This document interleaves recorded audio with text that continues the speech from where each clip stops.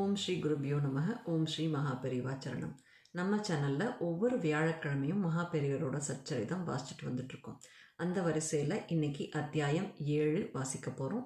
இன்னைக்கு வியாழக்கிழமை மார்ச் 21. அக்காலத்தில் ஸ்ரீமடத்து சிப்பந்திகளுக்கு சம்பளம் மிக மிக குறைவு. பெரியவாளிடம் கொண்ட அதீத பக்தி பிரேமை ஒன்றினாலேயே சம்பளத்தை பற்றி கவலையப்படாமல் தங்கள் பணிகளை பல பேர் தொடர்ந்து செய்து வந்தார்கள். எப்பேற்பட்ட உயர்ந்த மனசு! அப்படி குருநாதரின் சேவைக்கென்றே ஸ்ரீமடத்தில் சமையல் கைங்கரியம் பண்ணி கொண்டிருந்தவர் ஸ்ரீ கணேசையர். ஸ்ரீமடத்தின் கஷ்ட நஷ்டம் தெரிந்தோ தெரியாமலோ வருபவர்கள் அத்தனை பேருக்கும் அசராமல் முகம் சுளிக்காமல் சமையல் பண்ணி பரிமாறியவர் இந்த கணேசையர். மாமங்கத்தின் போது அன்னதான சிவன் என்ற மகாத்மா 1,00,000 பேருக்கு மேல் போஜனம் செய்வித்தார் என்றால், கணேசையர் ஸ்ரீமடத்திற்கு வரும் 1000 பேருக்கு தன்னுடைய சின்ன உதவியாளர் குழுவை வைத்துக்கொண்டு குரு கைங்கரியமாக சமைத்து போட்டார். பெரியவாளின் அனுகிரகம் இவருக்கு பரிபூரணம். பின்னாளில் ஸ்ரீமடம் கும்பகோணத்திலிருந்து காஞ்சிபுரம் வந்தது. ஒரு நாள் பக்தர்களுக்கு தரிசனம் கொடுத்து கொண்டிருந்தார் பெரியவா. சுமார் 50-55 வயசு மதிக்கத்தக்க பக்தர் ஒருவர் வந்து பெரியவாளை நமஸ்காரம் பண்ணினார். பெரியவா, என் பேர் நடேசன். கும்பகோணத்தில் ஸ்ரீமடத்தில் சமையல் பண்ணிட்டு இருந்தாரே கணேசையர், அவரோட பிள்ளை. பெரியவா சற்று நிமிர்ந்து உட்கார்ந்தார். நீ இப்போ என்ன பண்ற? சமையல்தான், வேற எந்த தொழிலையும் கற்றுக்க அவகாசமே கிடைக்கல.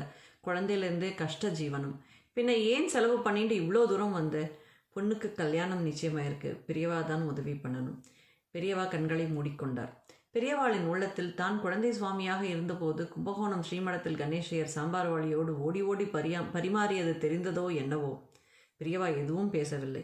பேசாமலேயே கருணையை வர்ஷிப்பது தானே பகவானின் சுவாவம். அடுத்த சில நிமிஷங்களில் பெரியவாளுக்கு அன்றைக்கு பிக்ஷாவந்தனம் செய்வதற்காக மெட்ராஸிலிருந்து ஒரு பெரிய பணக்காரர் குடும்ப சகிதம் வந்தார். அவர் பேரு ஜெகதீசன். ஜெகதீசா, நான் சொன்னா கேப்பியா? உத்தரவிடுங்கோ பெரியவா. உன்னோட பிக்ஷாவந்தனத்தை இன்னொரு நாளைக்கு வச்சுக்கலாம். இப்போது நிற்கிறார் பாரு, இவரோட பொண்ணு கல்யாணத்துக்கு ஒன்னால் ஆளும் உதவியை பண்ணேன். மகாபாகியம் மகாபாகியம். ஸ்ரீ ஜெகதீஷன் கன்னத்தில் போட்டுக்கொண்டார். நடேசனை தனியாக அழைத்து சென்று அவருடைய மேல் துண்டை பிடித்துக்கொள்ள சொல்லி தன்னுடைய பர்சில் இருந்த நோட்டு கத்தைகளை அப்படியே கொட்டினார். அவருடைய மனைவி தன் கையில் இருந்த ஒரு ஜோடி தங்க வளையல்களை கழற்றி கொடுத்தாள். நடேசனுக்கு கண்கள் ஆறாக பெருகியது. பெரியவாளுடைய ஆசீர்வாதத்துடன் அவர் பெண்ணுக்கு ஆவணியில் ஒரு குறையும் இல்லாமல் கல்யாணம் நடந்தது. தம்பதியாக மகா பெரியவாளை வந்து நமஸ்காரம் பண்ணினார்கள். பிறகு ஐப்பசி மாதம் பெரியவாளை தரிசனம் பண்ண வந்தார் நடேசன். இந்த தடவை எதுவும் பேசாமல் கொஞ்சம் தள்ளி நின்று கொண்டு பெரியவாளின் திருமுகத்தை தரிசனம் பண்ணி கொண்டிருந்தார். வழக்கம் போல் நல்ல கூட்டம். பெரியவாளுக்கு சமர்ப்பித்திருந்த வேஷ்டி, புடவை, பூக்கள், பழங்கள் எல்லாம் பெரிய பெரிய மூங்கில் தட்டுகளில் இருந்தன. பெரியவா பாரிக்ஷிதர் ஒருவரை கூப்பிட்டார்.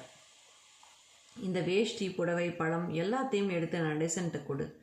அதன் மேல் கை நிறைய குங்குமத்தை அள்ளி போட்டார். நடேசன் கண்களில் கண்ணீர் வழிய ஓடி வந்து நமஸ்காரம் பண்ணி வேஷ்டி புடவையை வாங்கி கொண்டார். இரு இன்னும் என்னோட அனுகிரகம் முடியலை என்று சொல்லாமல் சொல்லுவது போல பெரியவா தன் பார்வையை சுழல விட்டார். அவருடைய பார்வை டக் என்று ஒருவர் மேல் பிரேக் போட்டு நின்றது. நீ மோதிரம் போட்டுருக்கியோ? ஆமாம் பெரியவா. அதை கழட்டி இவனுக்கு கொடுப்பியா? மோதிரம் நடேசனுக்கு போனது. இப்போது நடேசனுக்கு பிரசாதம் கொடுத்து ஆசீர்வாதம் செய்து அனுப்பினார். கை கொள்ளாமல் மனசு கொள்ளாமல் பெரியவாளுடைய அன்பையும் அனுகிரகத்தையும் வழிய வழிய சுமந்து கொண்டு நடேசன் சென்றார்.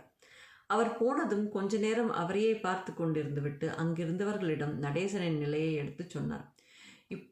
இப்போ இவனோட பொண்ணுக்கு தலை தீபாவளி. பாவம், கையில காசு கிடையாது. இவனோட அப்பா கணேசையர் அந்த காலத்துல நம்ம மடத்துக்கு ஏராளமா கைங்கரியம் செஞ்சிருக்கார். ஹெட் குக்குன்னா மாச சம்பளமே 3 ரூபாயோ 4 ரூபாயோ தான். உழைப்புன்னா அப்படி ஒரு உழைப்பு, காசுக்காக இல்லை. நம்ம ஆச்சாரியர்களோட மடத்து மேலே இருந்த பிடிப்புனால இப்படி வாழ்நாளையே தியாகம் பண்ணி மடத்துக்கு உழைச்சவாளை நினைச்சுண்டாலே புண்ணியம். சுற்றி நின்றவர்கள் நெகிழ்ந்து போனார்கள்.